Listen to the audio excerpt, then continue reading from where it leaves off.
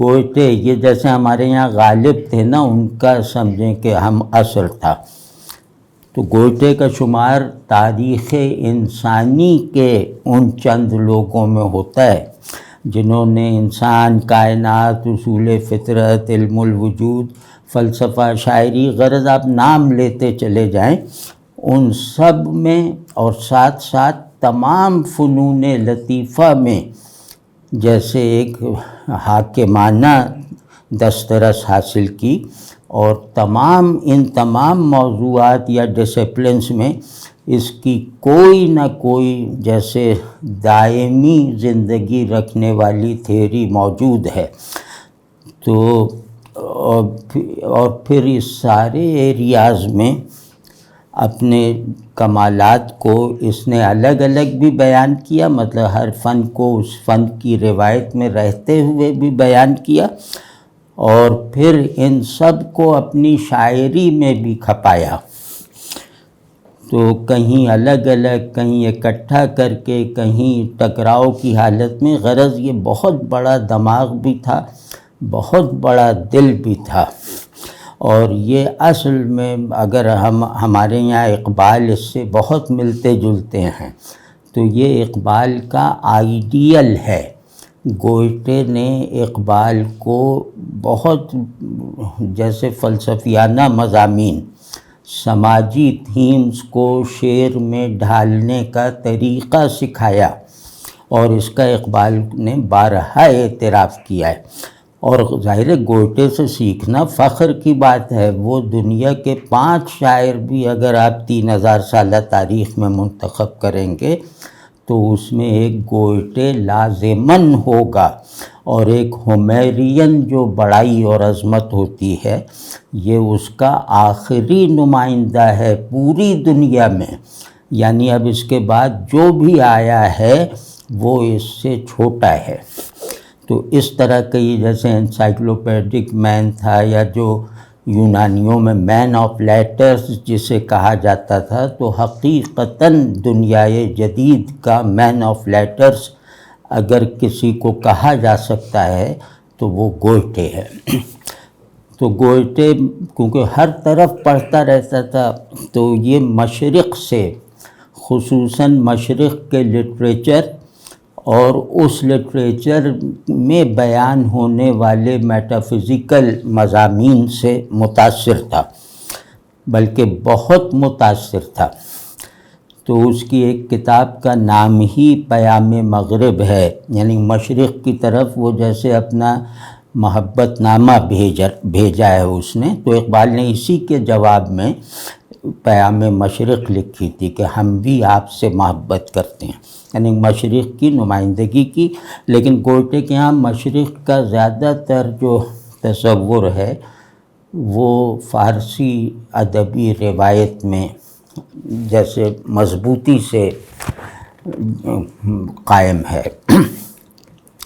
تو یہ فارسی کی اس زمانے میں جرمنی میں ویسے بھی ایک تحریک سی تھی جس میں فارسی اور خصوصاً حافظ وغیرہ کا مطالعہ بہت بڑے پیمانے پہ شروع ہو گیا تھا، اور حتیٰ کہ غزل بھی کہنے کی ایک کوششیں اس زمانے میں ہوئیں، کئی غزلیں بھی ملیں گی جرمن شاعروں کی۔ تو گوئٹے بھی ظاہر ہے اس روایت سے بہت متاثر تھا، اور اس روایت میں حافظ شیرازی سے، تو حافظ کو وہ تو اپنا جیسے گرو مانتا تھا، اور کئی موقعوں پہ حافظ کو اپنا سب سے بڑا سورس آف انسپریشن بتاتا ہے، کئی موقعوں پہ،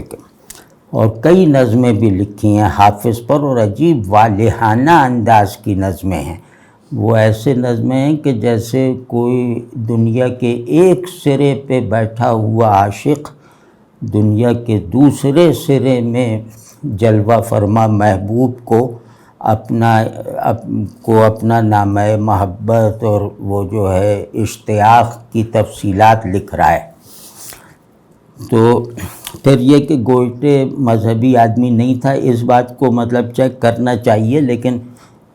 اپنی حاضر معلومات کی روشنی میں کہہ رہا ہوں۔ تو اس کا اصل میں موضوع تھا انسان،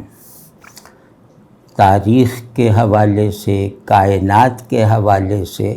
اور اپنے نفس کی پیچداری اور تہداری کے سیاق و سباق میں۔ تو اس کا بہت بڑا مسئلہ تھا کہ عظمت کیا ہوتی ہے، بڑائی کیا ہوتی ہے، اور کمال کیا ہوتا ہے۔ تو یعنی انسانوں میں بڑائی کیا ہوتی ہے، کیسے ہوتی ہے، اور کمال کیا ہوتا ہے۔ تو اس کی شاعری کا خصوصاً، باقی چیزیں ہم نے دیکھی بھی نہیں ہیں، مطلب تھوڑی چیزیں ہم نے دیکھی، ہمارا زیادہ تر تعلق اس کی شاعری اور پلیز وغیرہ سے ہے۔ تو بہرحال اس کا اکثر حصہ انہی سوالات کے گرد گھومتا ہے۔ تو ان سوالوں نے عظمت کیا ہوتی ہے، کمال کیا ہوتا ہے، انہوں نے اسے رسول اللہ صلی اللہ علیہ وسلم تک پہنچا دیا، کیونکہ وہ لائبریریاں چاٹ لینے والا ریڈر تھا۔ تو آپ صلی اللہ علیہ وسلم کی ذات اقدس میں اسے ان دونوں سوالوں کا کامل بلکہ اینٹیفائیڈ جواب مل گیا۔ یعنی وہ جواب سوال کی طرح عبارت میں نہیں تھا، وہ جیسے جواب کو مجسم کر کے ہوتا ہوا اس نے دیکھ لیا۔ تو اے سانگ فار محمد صلی اللہ علیہ وسلم اسی تجربے کا بیان ہے، بلکہ یہاں تک پہنچ جانے پر رسول اللہ صلی اللہ علیہ وسلم کے لیے اظہار تشکر کی طرح لکھی گئی ہے۔ تو وہ اچھا، اس کا جو انگریزی ترجمہ جنرل احسن نے بھیجا ہے وہ صحیح نہیں ہے، مطلب صحیح نہیں، ظاہرہ مجھے جرمن تھوڑی آتی کہ میں کہوں کہ صحیح ہے یا غلط ہے۔ اس میں جو بعض ٹرمز ہیں نا، وہ ان کے جو مسلم ایپسٹمک وہ جو ہے کانٹیکسٹ، وہ اس کی گرفت سے باہر رہا۔ اس کا اندازہ آپ کو اقبال کی ایک فارسی نظم سے ہو جائے گا، جو اسی گوٹے کی نظم کا ایک آزاد ترجمہ ہے، جوئے آب پیام مشرق میں۔ تو وہ آپ دیکھیں تو اس میں جیسے اقبال نے اس کو اس کے درست سیاق و سباق کے ساتھ جو ہے وہ استعمال کیا ہے، اصطلاحوں کو، کیریکٹرز کو۔ تو اس کو حالانکہ آسان ہے، لیکن یہ کہ لگتا ہے جیسے behold this rocky spring bright with joy like a twinkling star. اب یہ جو above the clouds its youth was nourished by good spirits۔ اب یہ جو گڈ اسپرٹس ہیں، یہ دونوں کیپٹل وہ اسپرٹس یہاں کیپٹل لیٹر میں نہیں ہیں جیسا کہ ہونا چاہیے تھا۔ تو گڈ اسپرٹ سے جس طرف اشارہ ہے، جس روایت میں یہ لفظ ایک علامت رکھتا ہے، جس کا آدھا حصہ ڈیوائن اور آدھا حصہ جو ہے وہ مینیفیسٹڈ ہے، وہ نہیں آ پایا اس میں۔ تو خیر یہ بھی بڑی ہمارے لیے سہولت کی بات ہے کہ بہت بڑے مترجم شان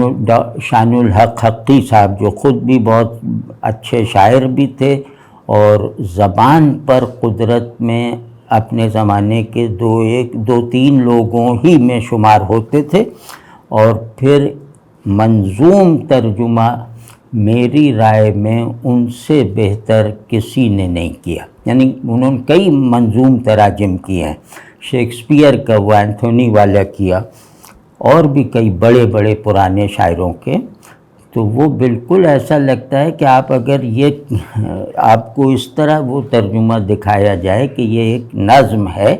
شان الحق حقی صاحب کی، تو آپ کو بہت زیادہ اس سے لطف آئے گا، بہت زیادہ سیرابی محسوس ہوگی، اور مطلب وہ ایک اوریجنل تخلیقی شہپارہ ہونے کی حیثیت سے بھی پیش کیے جانے کے لائق ہوگی۔ یہ ان کے تمام منظوم تراجم کا یہ مطلب حال ہے، یہ کیفیت ہے۔ تو اس سے پڑھ لیتے ہیں۔ تو وہ اور اس میں یہ کہ پڑھتے چلے جائیں. تو اس میں بھائی وہ کیونکہ اب یہ نظم لمبی ہے تو یہ بھی گوٹے کے اخلاص اور اس کا بہت بڑا ثبوت ہے. اس نظم کا مطلب ہوتا ہے اے سانگ فار محمد صلی اللہ علیہ وسلم. اس کا مطلب ایسے ہی یہاں سانگ کا مطلب قصیدہ ہے، مدح ہے، ثنا ہے، اور یہ ایک جیسے نغمہ محبت و عقیدت ہے جو گوئٹے نے نقل کیا ہے. اس کی تخلیق کا عمل کائنات سے ہوا ہے، یعنی کائنات کا سازینہ جس نغمے سے ہم آہنگ ہو سکتا ہے وہ نغمہ جو ہے گوئٹے نے خلق کیا ہے، تخلیق کیا ہے. اس طرح دیکھنا چاہیے اور واقعی کر کے دکھا دیا ہے. تو دیکھیے اب وہ پاکیزہ چشمہ جو اوج فلک سے چٹانوں پہ اترا. اب دیکھیں کتنا فرق ہے کہ راکی اسپرنگ کہنا اور یہ کہ وہ پاکیزہ چشمہ جو اوج فلک سے چٹانوں پہ اترا. اس کا آہنگ بھی دیکھیے، فلو بھی دیکھیے. صحابوں سے اوپر بلند آسمانوں پہ جولاں ملائک کی چشمے نگہداشت کے سائے سائے. ملائک آ گیا نا، وہ گڈ اسپرٹس، یہاں صحیح کیا ہے اسے کہ صحابوں سے اوپر بلند آسمانوں پہ جولاں ملائک کی چشمے نگہداشت کے سائے سائے. بہت خوبصورت ہے. چٹانوں کی آغوش میں عہد برنائی تک جو جولاں بنا. یہ تھوڑا سا مشکل لفظ ہے، اس کو کھول دیتے ہیں. چٹانوں کی آغوش میں آسمان سے اترنے والا یہ چشمہ چٹانوں کی آغوش میں نوجوان ہوا. برنائی کہتے ہیں نوجوانی کو، شباب کو. تو چٹانوں کی آغوش، چٹانوں کو اس کا پنگھوڑا بنایا گیا اور یہ اس میں وہ ایک خدائی نظام تربیت سے پرورش پاتے ہوئے نوجوانی تک پہنچا. اور پھر یہی چشمہ جو تھا یہ جولاں بنا. یہ جیسے تیز رو، تند رو پہاڑی ندی کا روپ اختیار کر گیا، پہاڑی دریا کا. تو چٹانوں سے نیچے اترتے اترتے وہ کتنے ہی صد رنگ انگھڑ خزف ریزے آغوش شفقت میں اپنی سمیٹے. قافیوں کی بھی پابندی ہے، کمال ہے. مطلب کہ اب چٹانوں سے تصور غار ہرا کی طرف بھی اگر چلا جائے تو ہم اس سے زیادہ مانوس ہو جائیں کہ چٹانوں سے پیغام مل گیا، وہاں اپنا وہ پرورش پائی، پھر اترے. کہ چٹانوں سے نیچے اترتے اترتے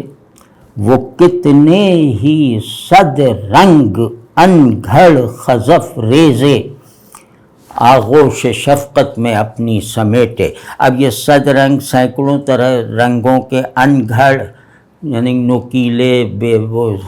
نوکیلے ذرے، خزف ریزے یعنی بالکل ٹھیکروں کے ٹکڑے، آغوش شفقت میں اپنی سمیٹے. بہت سے سسکتے ہوئے رینگتے سست کم مایا سوتوں کو چونکاتا للکارتا ساتھ لیتا ہوا خوش خرامہ چلا. بہت داد دینی چاہیے حقی صاحب کو بھی کہ بہت سے سسکتے ہوئے رینگتے سست کم مایا سوتوں کو چونکاتا للکارتا ساتھ لیتا ہوا خوش خرامہ چلا. بے نمو وادیاں لہلہانے لگیں. وہ صحرا کا ماحول بھی بے نمو صحرا کا نہیں، مکہ تو پتھریلا علاقہ تھا تو وہ دیکھے کیسے ہو رہا ہے. کئی وادیاں ہیں نا وہاں، بے نمو وادیاں لہلہانے لگیں، پھول ہی پھول چاروں طرف کھل اٹھے، جس طرف اس کا رخ پھر گیا، جس طرف اس کا رخ پھر گیا، اس کے فیض قدم سے بہار آ گئی۔ یہ چٹانوں کے پہلو کی چھوٹی سی وادی ہی کچھ اس کی منزل نہ تھی، وہ تو بڑھتا گیا، کوئی وادی، کوئی دشت، کوئی چمن، گلستاں، مرغزار اس کے پائے رواں کو نہ ٹھہرا سکا۔ اس کے آگے ابھی اور صحرا بھی تھے، خشک نہریں بھی تھیں، اترے دریا بھی تھے، خشک نہریں بھی تھیں، اترے دریا بھی تھے، سیل جاں بخش کے اس کے سب منتظر، سیل جاں بخش کے اس کے سب منتظر، جوق در جوق پاس اس کے آنے لگے، شور آمد کا اس کی اٹھانے لگے۔ راہبر صلی اللہ علیہ وسلم، راہبر ساتھ ہم کو بھی لیتے چلو، کب سے تھیں پستیاں ہم کو جکڑے ہوئے، راہ گھیرے ہوئے، پاؤں پکڑے ہوئے، یاد آتا ہے مسکن پرانا ہمیں، یاد آتا ہے مسکن پرانا ہمیں، آسمانوں کی جانب ہے جانا ہمیں، آسمانوں کی جانب ہے جانا ہمیں، ورنہ یوں ہی نشیبوں میں دھنس جائیں گے، جال میں ان زمینوں کے پھنس جائیں گے، جال میں ان زمینوں کے پھنس جائیں گے، اپنے خالق کی آواز کانوں میں ہے، اپنے خالق کی آواز کانوں میں ہے، اپنی منزل وہیں آسمانوں میں ہے، گرد آلود ہیں پاک کر دے ہمیں، گرد آلود ہیں پاک کر دے ہمیں، آ ہم آغوش افلاک کر دے ہمیں، وہ رواں ہے، رواں ہے، رواں اب بھی ہے، ساتھ ساتھ اس کے ایک کارواں اب بھی ہے، شہر آتے رہے، شہر جاتے رہے، اس کے دم سے سبھی فیض پاتے رہے، اس کے ہر موڑ پر ایک دنیا نئی، ہر قدم پر طلوع ایک فردہ نئی، قصر ابھرا کیے خواب ہوتے گئے، قصر ابھرا کیے خواب ہوتے گئے، کتنے منظر تہے آب ہوتے گئے، شاہ اور شاہیاں خواب ہوتی گئیں، عظمتیں کتنی پایاب ہوتی گئیں۔ یہاں یہ صحیح کیا کر لیجئے گا کہ یہاں لکھا ہوا ہے عظمتیں کتنی نایاب ہوتی گئیں، یہاں نایاب نہیں ہوگا، مطلب اندازہ ہے لیکن یقین کے ساتھ کہ عظمتیں کتنی پایاب ہوتی گئیں، یعنی بڑائیاں کتنی پستی میں چلی گئیں، شاہ اور شاہیاں خواب ہوتی گئیں، عظمتیں کتنی پایاب ہوتی گئیں، اس کی رحمت کا دھارا ہے اب بھی رواں، از زمیں تا فلک، از فلک تا زمیں، از ازل تا ابد جاوداں بے کراں، دشت و در گلشن و گل سے بے واسطہ، اس کی رحمت کا دھارا ہے اب بھی رواں، از زمیں تا فلک، از فلک تا زمیں، از ازل تا ابد جاوداں بے کراں، دست و در گلشن و گل سے بے واسطہ یعنی بے نیاز، دست و در گلشن و گل سے بے واسطہ، فیض یاب اس سے کل اور خود کل سے بے واسطہ۔ یہاں یہ نظم ختم، فیض یاب اس سے کل اور خود کل سے بے واسطہ، یعنی اس کو کہتے ہیں باہما و بے ہما، کہ سب کے ساتھ اور سب سے جدا۔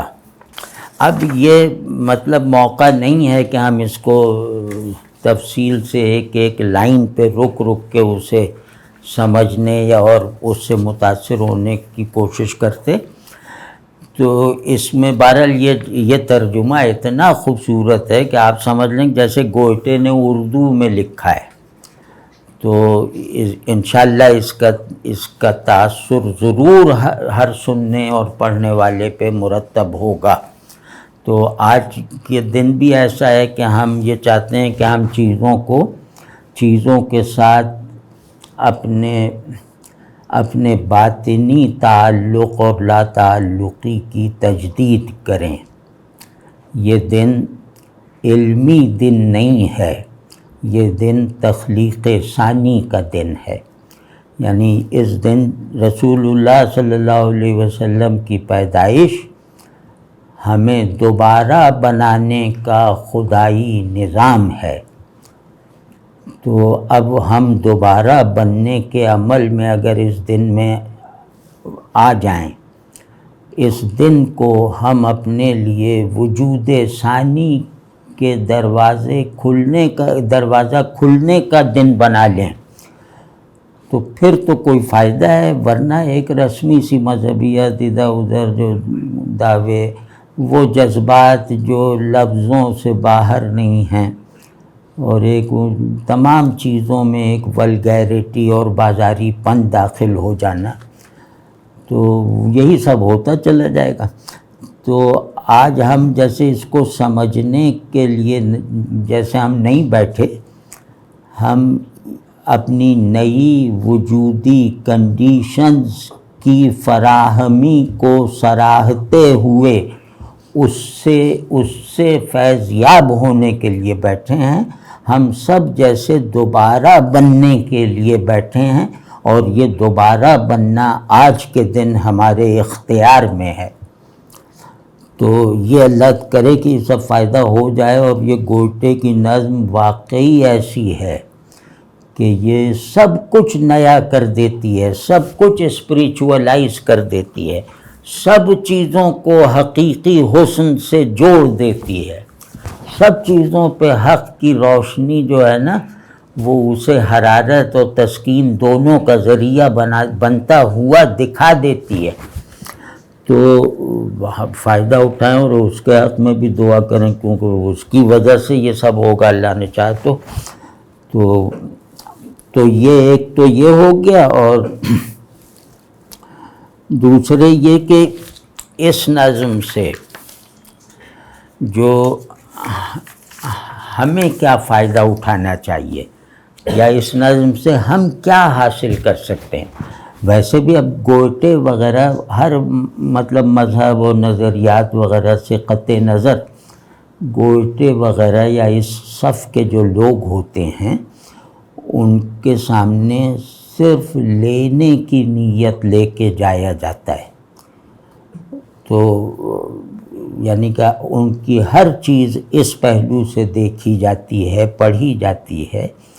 کہ ہم اسے اپنے لیے مفید بنائیں، یعنی اپنی سطح ہستی کو بلند کرنے کے لیے اس جمپنگ پیڈ کو استعمال کریں۔ تو اور کوئی پوزیشن نہیں لی جا سکتی اس طرح کے لوگوں کے آگے۔ تو اب اس سے ہم کیا حاصل کر سکتے ہیں؟ ایک تو یہ کہ نعت گوئی، نعت خوانی وغیرہ کے جو موجودہ ٹرینڈ ہے، اس کو رد کرنے والی نفرت پیدا کر سکتے ہیں اپنے اندر۔ رسول اللہ صلی اللہ علیہ وسلم سے تعلق کی آڑ لے کر درندگی اور ولگیرٹی، یہ دو اینڈس ہیں نا، ان کو بازاری پن اور حیوانی پن سے جان چھڑا سکتے ہیں، اور آپ صلی اللہ علیہ وسلم کی یاد کو ایک کمرشل سی ایکٹیویٹی بنانے کی جو ایک خبیث روش ہے، اس سے کم از کم اپنے آپ کو کم از کم ہم ان چیزوں کی مدد سے اپنے آپ کو اس لائق بنا سکتے ہیں کہ ان کا بہتر جمالیاتی، انسانی، اخلاقی اور روحانی ماڈل پیش کر سکیں، متبادل پیش کر سکیں۔ تو دوسرے یہ کہ جو شاعر ہیں، اور خاص طور پہ وہ شعراء حضرات، خواتین جو نعت گوئی کو ہی اپنا میدان بنا چکے ہیں، وہ اس سے بہت فائدہ اٹھا سکتے ہیں۔ آپ نے غور کیا ہوگا کہ کوئی ہمارے یہاں اقبال اور کچھ ایک دو چار اور نعتیں چھوڑ کر کوئی بھی ہماری نعتیہ روایت میں نعت اس طرح کی ہے اور نامانوس نہیں ہے۔ مطلب یہ کہ چلو بھئی وہ تو مغرب والے ہیں، ان کا تخیل و طرز احساس دوسرا ہے، اس میں کسی طرح کا بھی اجنبی پن نہیں ہے، یہ مشرقی اور مغربی کی تقسیم میں نہیں ہے، یہ تہذیبی جبر سے بھی آزاد ہے، یہ لسانیاتی بندشوں سے بھی فارغ ہے، تو اس میں خود ایک یونیورسیلٹی سی ہے۔ تو شرم آتی ہے کہ بتاؤ ہمارے یہاں اتنا زیادہ نعت کا غلغلہ اور پھر وہ بہت زیادہ اس کو وہ تو کہیں بھی نہیں۔ تو اب جو شعراء ہیں ان کو اس نظم سے یہ فائدہ اٹھانا چاہیے، یہ سیکھنا چاہیے کہ ایسی انسانی بڑائی، یعنی مخلوق میں، کائنات میں، انسان میں ایسی بڑائی جو سمجھ میں نہ آ سکتی ہو، مطلب جس کو سمجھنے والے یہ کہتے ہوں کہ اس پر سمجھ لینے کا ارادہ کر کے توجہ نہ کرنا، فوکس نہ کرنا، تو یہ جو بڑائی ہوتی ہے، جو ادراک میں عاجز لیکن احوال میں جو ہے وہ احوال میں جیسے ایک کنیکشن پیدا کر دیتی ہے، یہ ذہن کے ساتھ اپنا ربط کاٹ کر آپ کے قلب اور آپ کے وجود کے ساتھ فیض یابی کے نئے چینلز کھول دیتی ہے، آپ کو ایک بہت بہتر ریسیپٹر بنا دیتی ہے۔ تو وہ ایسی بڑائی کو ہمیشہ سمبولک انداز میں بیان کیا جائے، اور وہ سمبلزم بھی جیسے کازمک ہو، یعنی وہ بہت بڑی تصویر کی طرح ہو، اور امپرسنل ہو۔ امپرسنل سے مراد یہ کہ آپ ہمارے محبوب، ہم آپ کے عاشق، ہم تو کچھ بھی نہیں، آپ تو سب کچھ، یہ سب جو ایک وہ جیسے ایک بہت ہی جیسے وہ کیا کہتے ہیں اس کو، ایک غیر مہذب سا رویہ مسلط ہے ہم پر، یہ سب نہیں۔ بھئی ہم اپنے آپ کو ان کے آگے چھوٹا کہہ کے کیا اپنی عاجزی کی تسکین کریں گے، تو یا انہیں بہت بڑا مان کے اپنے حوالے سے، اپنی عاجزی کے حوالے سے ان کی فضیلت کیا بیان کر لیں گے۔ تو یہ گویا ایک طرح کا جیسے رسول اللہ صلی اللہ علیہ وسلم کے ساتھ شاعرانہ تعلق کا اکثر حصہ جو ہے وہ کلیشے پر مبنی ہے، اور وہ سچے تعلق سے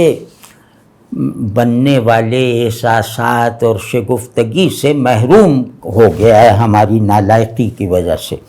تو ایک تو یہ کہ علامت نگاری کو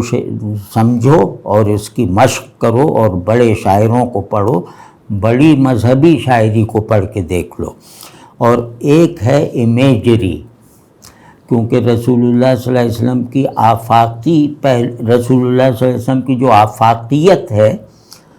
وہ بیان ہو ہی نہیں سکتی اعلیٰ درجے کی امیجری میں کے بغیر۔ تو جیسے پوری کائنات بیک گراؤنڈ میں ہے، اس تصویر کو یعنی اس شخصیت کو طرح طرح سے ظاہر کرنے کے لیے، تو جو اس نظم میں ہے آپ نے دیکھ ہی لیا کہ سب عناصر فطرت جیسے اپنی تکمیل چاہ رہے ہیں، اپنی نجات چاہ رہے ہیں، اپنے نوسٹیلجیا کا علاج مطلب اپنے نوسٹیلجیا پر جیسے عمل چاہ رہے ہیں کہ ہم جائیں، اپنی غریب الوطنی کا خاتمہ چاہ رہے ہیں۔ پوری کائنات غریب الوطن ہے اور وہ اپنی غریب الوطنی کا ازالہ چاہ رہی ہے اس چشمے سے۔ وہ چشمہ میں اپنے پس منظر میں عرض کرتا ہوں کہ طور کو جلا دیا گیا، اس کی تلافی کے طور پر اس جلے ہوئے طور میں سے ایک چشمہ جو ہے وہ برآمد کر دیا گیا، ایک چشمہ جیسے پیدا کر دیا گیا۔ تو آپ صلی اللہ علیہ وسلم وہ طور یعنی حق کے خفا اور ظہور، حق کے غیاب اور حضور دونوں کا جو مجموعہ ہے، اس میں جو ہے وہ غیاب کو تو اس نے بھگت لیا، اب اس غیاب کے غلبے کو توڑ کر ایک حضور کا چشمہ جیسے سامنے آیا، جس کو دیکھ کر اللہ کو دیکھنے کے احساس یا خواہش کی تکمیل سی ہو جاتی ہے۔ تو اب یہ کائناتی شخصیت ہے نا، تو اب اس میں جو ہے کہ اب یہ سمجھیں یہ چشمہ طور ہے، وہ آتش طور تھی، اب یہ اللہ کی رحمت کا ظہور ہے اور چشمہ طور ہے۔ تو اس میں اب جو امیجری درکار ہوگی تو وہ شفاف، بالکل شفاف، کھلکھلاتی ہوئی، جگمگاتی ہوئی ہوگی جیسے اس میں ہے، اور کائناتی ہوگی۔ اور پھر یہ کہ رسول اللہ صلی اللہ علیہ وسلم کی جو آفاقیت کے نئے پہلو ہم اس میں سے سیکھ سکتے ہیں، مطلب ہم نے سارا کچھ سیکھا ہے حب رسول وغیرہ بے شوق لوگوں سے، کتابیں پڑھ کے۔ یہ جو نظم ہے نا آپ کو، اور جس کو جرمن آتی ہو تو واقعی آج بہت خوش نصیب ہے۔ تو وہ یہ نظم آپ میں رسول اللہ صلی اللہ علیہ وسلم کی آفاقیت کو دیکھنے کے نئے روزن فراہم کرتی ہے۔ آپ صلی اللہ علیہ وسلم کی آفاقی شخصیت سے جو ہے وہ منسوب رہنے کے نئے طریقے سجھاتی ہے۔ تو نئے پہلو، اور پھر جو پہلو یہ نظم منکشف کرتی ہے پڑھنے والے پر، ان پہلوؤں کو اظہار دینے کے اسالیب بھی سکھاتی ہے۔ یہ بہت بڑی مہربانی ہے۔ اور پھر ایک اور پہلو جو ہمارے یہاں ہے لیکن اتنے وفور اور اتنی جیسے سیرابی اور اتنی فلفلمنٹ کے ساتھ شاید نہ ہو، وہ ہے کہ آپ صلی اللہ علیہ وسلم کی ثنا کا نشاتیہ آہنگ اور نشاتیہ احوال، یہ دونوں ہم اس سے اخذ کر سکتے ہیں۔ اور پھر جو ایک جیسے کیا کہتے ہیں، ایک ذہنی فائدہ نہیں بلکہ مطلب کہ ایک بہت زیادہ ضروری فائدہ جو حاصل ہوگا، جس فائدے سے محرومی کی حالت میں، جس اسٹیٹ آف ریئلائزیشن سے بے خبر رہنے کی وجہ سے ہم لوگ جو ہیں وہ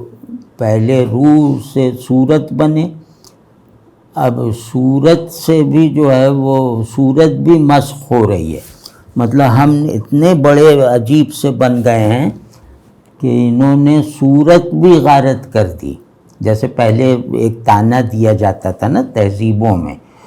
کہ یہ ریئلٹی سے دور اور فارم سے جڑے ہوئے ہیں، تو اس کا مطلب ہے کہ اس کے تخیل میں آسمانی پن نہیں ہے، خدا کو نہیں مانتا یا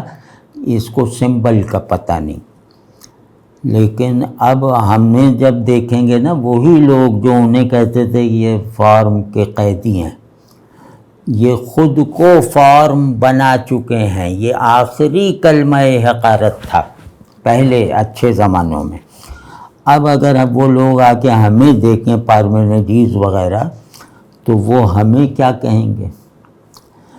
وہ کہیں گے کہ انہوں نے فارم کو بھی مسخ کر دیا ہے، فارم بن کر انہوں نے فارم کو بھی کرپٹ کر دیا ہے۔ تو اب اس کے ازالے کی ایک صورت یہ نظم بالکل کافی حد تک ہمیں فراہم کر رہی ہے، وہ ہے اخلاق اور جمالیات کا سیم اوریجن ہونا۔ ان دونوں کا اوریجن اور اینڈ ایک ہے، ورنہ جمالیات جو ہے وہ بدصورتی کا مطالعہ ہے، اور اخلاق جو ہے وہ دکھاوا اور خود غرضی کے علاوہ کچھ نہیں رہ جائے گا۔ تو اخلاق اور اخلاق کو جس طرح کی باطنی تسکین کی ضرورت ہوتی ہے وہ جمالیات سے تعلق رکھے بغیر فراہم ہو ہی نہیں سکتی، حاصل ہو ہی نہیں سکتی۔ تو گوٹے نے یہ آپ کے سامنے ایک دنیا کھول دی ہے جہاں وہ اخلاق کی ویلیوز اور جمالیات کی ویلیوز ایک دوسرے میں اپنے اپنے رنگوں میں رہتے ہوئے ضم ہو رہی ہیں، جل ہو رہی ہیں۔ یہ بتاتا ہے خیر حسن ہے، حسن خیر ہے۔ تو پھر ایک اور فائدہ جو ہم حاصل کر سکتے ہیں، اور بہت ہی ہمارے لیے تو بھائی ایک چمچ چینی بھی بہت ضروری ہو گئی ہے، مطلب جو بھی چیز کہیں پائی جاتی ہے وہ سب ہمارے لیے ضروری ہے، کیونکہ ہمارے پاس تو ہے ہی نہیں۔ تو وہ ہیں نئے احساسات۔ آپ کبھی غور کیجئے کہ مذہبی احساسات یہ جیسے فریب کاری کی رو میں آ گئے ہیں، بالکل وہ لگے بندھے احساسات ہیں، احساسات نہیں، احساسات کا اظہار، کہ وہ آنکھیں رگڑ رگڑ کے رونا شروع کر دیا، کچھ چہرہ عجیب سا بنا لیا، یا کچھ پوسٹر ادھر ادھر کر لیا، بس یہ ہمارے یہاں جیسے المیہ احساسات کے چند گنے چنے اظہار کے اسالیب ہیں۔ تو ظاہر ہے جس تہذیب میں المیہ یعنی ٹریجڈی کا ایکسپریشن دو چار صورتوں تک محدود رہ جائے اور سب میں ایک سا ہو جائے، تو اس کا مطلب ہے کہ کوئی غمگین نہیں ہے، ان کو غم علم کچھ نہیں پتہ، یہ ایسے ہی اپنا کسی اور وجہ سے یہ سب کر رہے ہیں۔ تو یا خوشی، تو ہم نے مطلب جو بہت ہی بڑے جو کہتے ہیں نا بڑے بڑے احساسات، یعنی احساسات کے قبیلے ہیں، تو ہم نے احساسات کے قبیلوں کو غارت کر کے رکھ دیا ہے۔ اور کیونکہ ہمارا احساس تو بس یہ کہ لاکھ روپے مل گیا، ارے بڑے خوشی اور سچی خوشی ہوئی، اور 2 لاکھ روپے چلا گیا کل، تو اب سچا غم ہے، اس میں وہ آنکھیں رگڑنے کی ضرورت نہیں ہوتی۔ تو باقی یہ کہ ہماری تہذیب فنا ہوتی جا رہی ہے، خبر دیجئے، دیکھ لیجئے کہ کیا المیہ تاثر پیدا ہوتا ہے۔ ہمارے باپ کو فلاں ضرورت پیش آ گئی ہے جو پوری نہیں ہو پا رہی، دیکھ لیجئے کیا ہوتا ہے۔ ہاں یہی ہے کہ مجھے اس کی آدھی ضرورت بھی پیش آ رہی ہو تو پھر آپ میری چستی دیکھیے، پھر میری لگن دیکھیے، پھر میری یکسوئی دیکھیے۔ تو ایک آدمی خود اپنے پنجرے میں سڑ جانے والے پھلوں کو جو ہے وہ اسی پہ ٹھونگے مارتے رہنے کا عادی ہے، اور باغ دکھائی دے رہا ہے، تازہ ثمر آنکھوں کے سامنے ہے، اس کو کہہ رہا ہے بھاڑ میں جائے۔ تو یہ بہرحال اس طرح کی چیزوں سے احساسات میں جیسے ایک سبلائم ہونے والی کیفیت پیدا ہو جاتی۔ جب احساسات سبلائم نہ ہوں تو فلسفیانہ تصورات یا بڑی بڑی باتیں یا بڑا آئیڈیالزم اس کی تلافی نہیں کرتا، پھر وہ سب جھوٹ ہے اگر آپ کے احساسات میں گہرائی، بلندی اور وہ جو سبلیمیشن ہے وہ نہیں ہے۔ تو ان چیزوں سے ملتا ہے، آپ 3 مرتبہ لوگ پڑھ کے دیکھ لیں یہی اردو ترجمہ، تو دیکھیے گا کیا ہوتا ہے۔ پھر یہ کہ اس میں علامت نگاری کی جو بات کی تھی، اس میں جو چشمہ ہے نا، یعنی رسول اللہ صلی اللہ علیہ وسلم کی علامت، تو وہ چشمہ بہت سگنیفیکنٹ ہے۔ میں عرض کرتا ہوں، چشمہ یعنی پانی کا چشمہ، تو اللہ کی طرف سے 2 نزول ہیں، اصولی نزول، یعنی ایک نور کی شکل، نور ہے، اور ایک بارش ہے۔ 2 چیزیں آسمان سے جیسے اترتی ہیں نا، نور اور بارش۔ نور باطن کے نظام کو، جو فنا کے اصول پر نہیں بنا، اس کے دوام کو روشن رکھتی ہے اور پروڈکٹیو بناتی ہے، پازیٹیو رکھتی ہے۔ اور جو بارش ہے، اوپر سے برسنے والی بارش، یعنی پانی اترنا آسمان سے، یہ نمو کے لیے ہے، یہ آفاقی بھی ہے، باطنی بھی ہے۔ مطلب یہ کہ اس میں نمو ہے، پھلنا پھولنا، اپنی اصل کے ساتھ جو ہے، اپنی اصل سے جڑے ہوئے، اپنی جڑ سے ملے ہوئے درختوں کا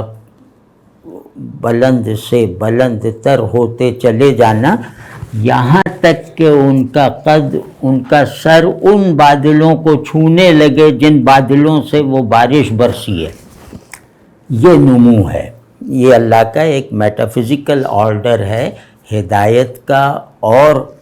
تعلق کا، کہ فطرت سے ماورائی کی حالت میں بھی تعلق کے یہ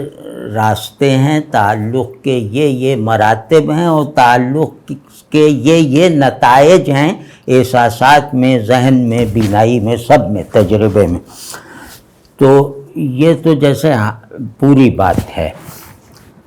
کہ آسمان نے تمہیں زمین پر آسمانی رکھنے کے لیے روشنی اتاری،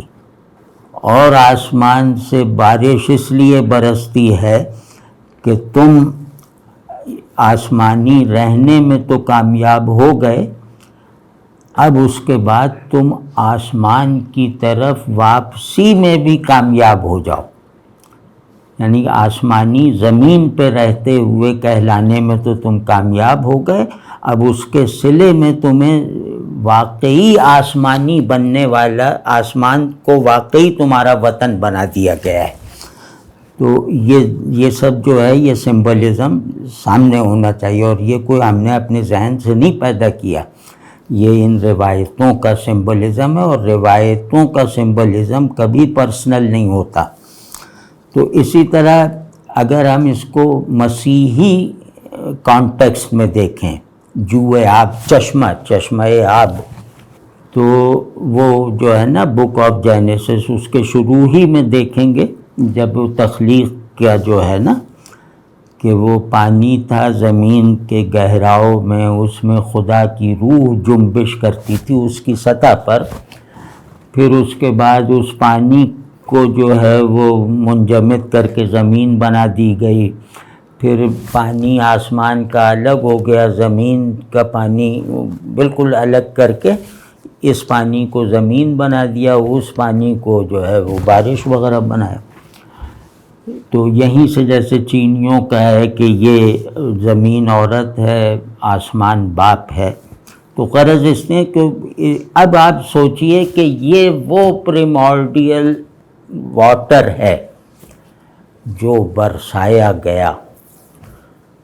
اور جس کے برسنے سے یہ چشمہ پیدا ہوا ہے، تو کتنی بڑی بات ہوگی کہ وہ پانی دوبارہ بھیج دیا گیا زمین کو، جس کی سطح پر خدائی روح جنبش کرتی تھی۔